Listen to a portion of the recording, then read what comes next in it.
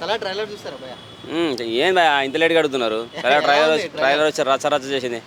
ఏలేంది ఆడ పిచ్చినా కొడుకులలో టీజర్లో షిఏ చూపించారు. ట్రలా సలార్లో 2 నిమిషాల తర్వాత వచ్చిండు. సినిమాలో కూడా 20 నిమిషాల తర్వాత వస్తాడట. అరే ఎప్పుడు వచ్చిండా కాదు, ఎలా వచ్చిండు, ఏ రేంజ్లో వచ్చాడు, ఏ స్థాయి చూపించాడు, ఆడున్న కట్అవుట్ హైట్ ఏంటి, దాని పర్సనాలిటీ ఏంటి, దాన్ని గుద్దితే అప్పుడెప్పుడు డైలాగ్ వచ్చేది కదా, స్కూటర్ గుద్దితే ఏదో ఏది టిప్పర్ లారీ స్కేటర్ వచ్చి గుద్దితే అట్టా ఉంటుందో అని.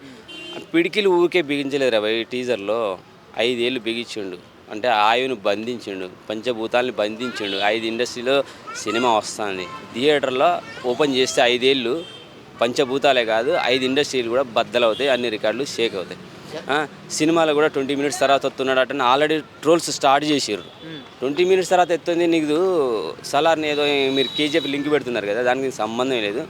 ఇద్దరు బ్రదర్స్ లాగా ఒక ఫ్రెండ్స్ లాగా కనపడుతున్నారు. ఫ్రెండ్స్ బ్రదర్ అవ్వచ్చు కదా, ఆ టైప్లో కనపడుతున్నారు. దానికి ఉండే క్రేజ్ దానికి ఉంటుంది. ఇంకొకటి ఏంటంటే మళ్ళీ ఉగ్రం, ప్రశాంత్ నీల్ ఫస్ట్ మూవీ ఉగ్రం అంట కదా, అదే కాపీ పేస్ట్ అంట కదా అంటారు.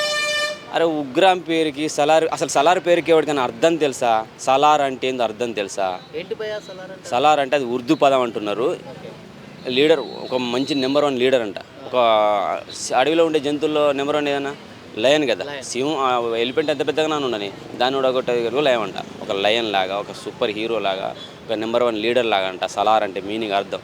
చాలామంది మొన్న 2-3 మన హైదరాబాద్ ముస్లిమ్స్ వాళ్ళని అడిగి చెప్తారు, అన్న సలార్ మీనింగ్ అంటే ఇది, సలార్ అంటే ఏందని ఎంక్వైరీ చేస్తున్నారు. అది కూడా మన ఉర్దూ పదం కూడా అంటే అరబిక్ పదం ఏదో ఉంటున్నారు మళ్ళీ. సో ఉర్దూలో కలిసిపోతుంది కాబట్టి వాళ్ళు చెప్పారనమాట. సలార్ మీనింగ్ తెలియకుండా మీరు ఇష్టం వచ్చినట్టు వాగితే ఇండస్ట్రీ సినిమా రిలీజ్ అవ్వగానే అప్పుడు ఏందో నోరు మూసుకోవాల్సి వస్తుంది. ఆ మధ్య 90 రాడని ఒకడు అన్నాడు. మన పరిస్థితి ఏమైంది? ఆదిపురుష్ అప్పుడు కుమ్మి కొడితే మళ్ళీ దగ్గర 6-7 నెలలు అవుతుంది సినిమా అయిపోయి కూడా ఇంతవరకు ఆ థియేటర్ ముఖం చూతలేడు ఆడు.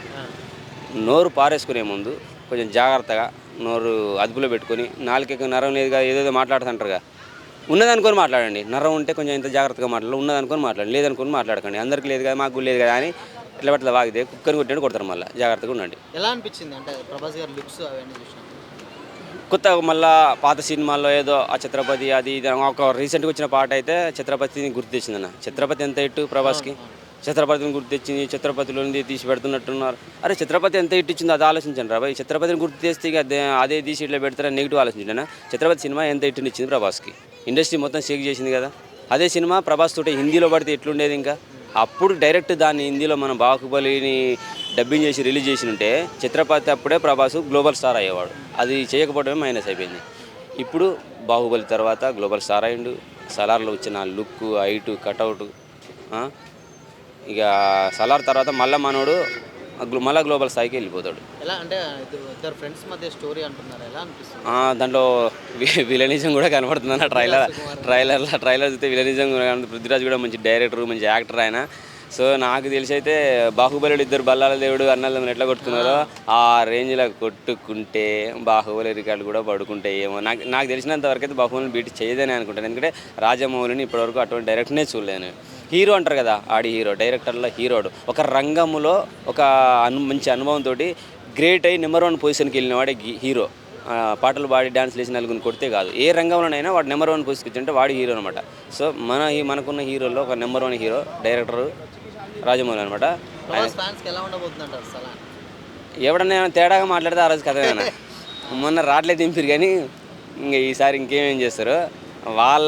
వాళ్ళ అద్దునైతే ఆపలేము. నాకు తెలిసి ఫస్ట్ ఒక 2-3 షోలు బాబు మీకు దండాలు పెడతాను, ఓన్లీ ప్రభాస్ ఫ్యాన్స్ కోసమే వేస్తున్నాము, లేదంటే ప్రభాస్ ఫ్యాన్స్ మీరు ఆగండి, ఇతర ఫ్యాన్స్ కోసం వేస్తున్నాం అని చెప్పి ఆ థియేటర్లు వాళ్ళ వరకే ఇవ్వాలి.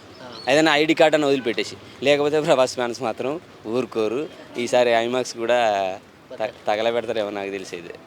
ఆ క్రేజ్ అయితే తగ్గదు ఐమాక్స్లో. ఇక ఆర్టిస్టులు అయితే ఆ అమ్మాయిలు రాని అబ్బాయిలు రాని ఎత్తి అవతలిసేస్తారు. బాబు మేము చూసిన తర్వాత మీరు చూద్దరులేరు అంటారు.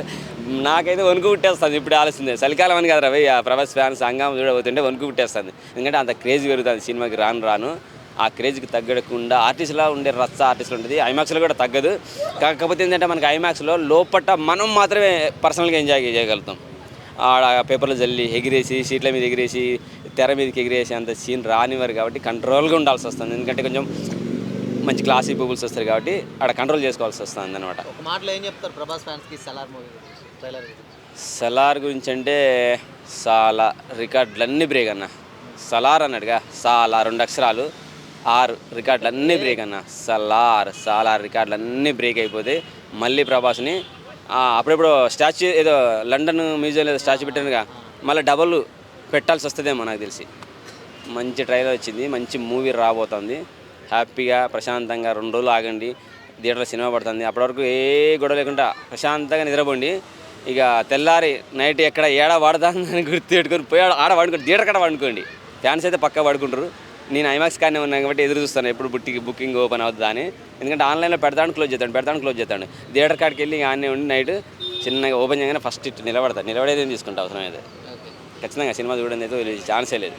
Thank you.